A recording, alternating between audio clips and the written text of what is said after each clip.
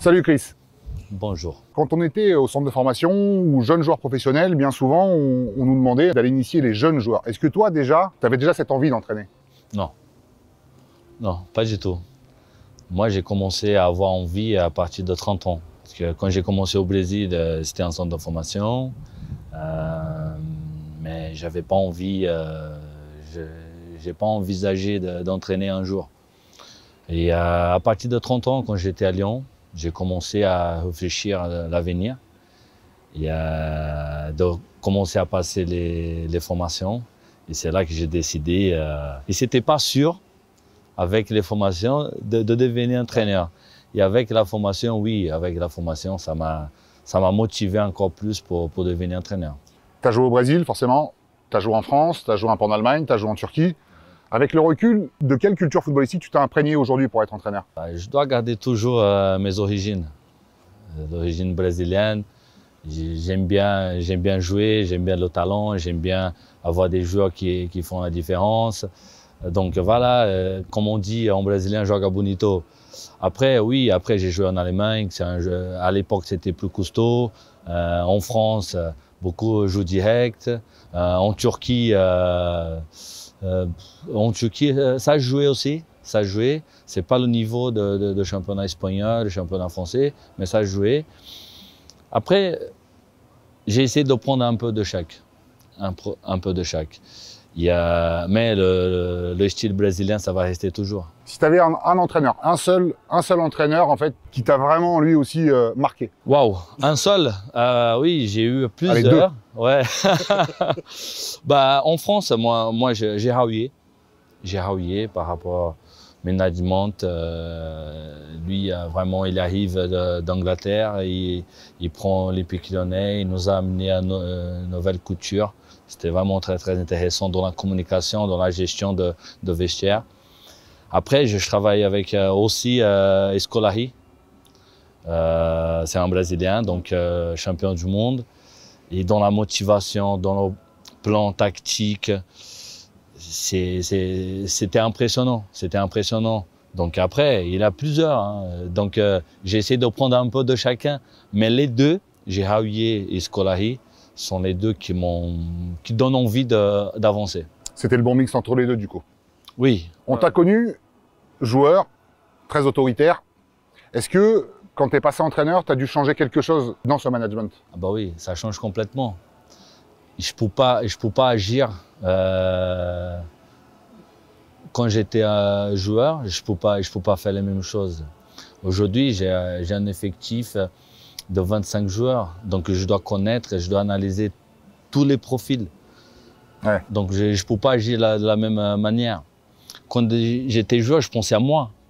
D'abord à moi, après l'effectif. Donc je pensais à moi de faire un bon match, moi de gagner un duel, de jouer pour l'équipe. Aujourd'hui, je dois penser à tout. Ouais. Ma vision, elle est complètement différente. Donc je suis plutôt dans la communication, dans la gestion de vestiaire, parce qu'il y en a 11 qui jouent et les autres ne jouent pas. Donc ouais. là, c'est très compliqué. Tu es un entraîneur qui aime laisser énormément d'autonomie à tes joueurs. Tu es un entraîneur qui aime la possession, tu l'as dit. T'aimes avoir le ballon et t'aimes avoir du style avec ce ballon. Est-ce que pour toi, c'est une nécessité de produire du beau jeu? Moi, dès ce que je peux, oui. Après, il y a des matchs que tu ne peux pas jouer comme de joga bonito, de beau jeu, tout ça. Non, je ne peux pas. Je dois m'adapter par rapport à l'équipe adverse. Je dois m'adapter par rapport à mes joueurs qui j'ai. Ouais. Donc, c'est tout une manière de travailler, de vision. Moi, j'aime bien avoir le ballon. Si je ne veux pas donner des occasions à l'équipe adverse, il faut que je garde le ballon. Donc, je dois travailler ça. Je dois travailler la possession. Par contre, je dois travailler aussi à la perte. Qu'est-ce qu'on fait sans le ballon? Parce que les joueurs, ils aiment bien avoir le ballon aussi, mais ils ne savent pas jouer sans le ballon. Et là, pour le coach, c'est le moment plus difficile de passer le message aux joueurs. Tu as entraîné à Gol FC, aujourd'hui au Mans, le premier club professionnel où tu entraînes, et tu découvres ce championnat national. Quel regard tu portes justement sur celui-ci? C'est un super championnat, des belles équipes. Championnat très très serré, de la qualité, de la qualité.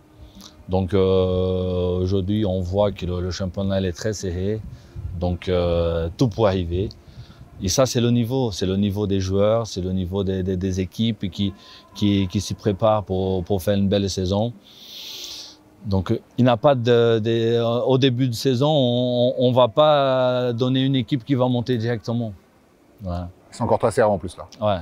Il y a beaucoup de joueurs de ta génération, Chris, qui ont arrêté, qui sont dans les canapés, ils ne bougent plus, ils font plus rien. Toi, tu as toujours dit, le foot, c'est ma vie. Donc là, forcément, tu es entraîneur. Il n'y a pas forcément d'âge en plus pour s'arrêter à entraîner. Tu vas aller jusqu'à... Après, on verra. On verra. Il a des exemples partout, que les entraîneurs, c'est leur passion, petit à petit. Donc après, c'est le temps. C'est le temps. Moi, je suis prêt de bosser, de travailler. Jusqu'à ce que le corps y tient. Ah bah, et le mental. Le mental surtout. Il y a des joueurs qui ont laissé des messages. Salut mon Chris, c'est Fred. Quelqu'un. Pic, comme tu aimais m'appeler quand on jouait ensemble. Je vois que ta carrière d'entraîneur a très très bien débuté. Je te souhaite le meilleur. Et est-ce que tes joueurs t'appellent le policier? Oui, Fred, on a joué ensemble, on a joué contre, on a joué à Saint-Étienne et après on a joué à Lyon. Donc c'était des bons moments. Donc, oui, quand j'étais joueur, les gens m'appelaient le policier. Ah oui. C'est Michael Essien à l'époque qui m'a surnommé le policier.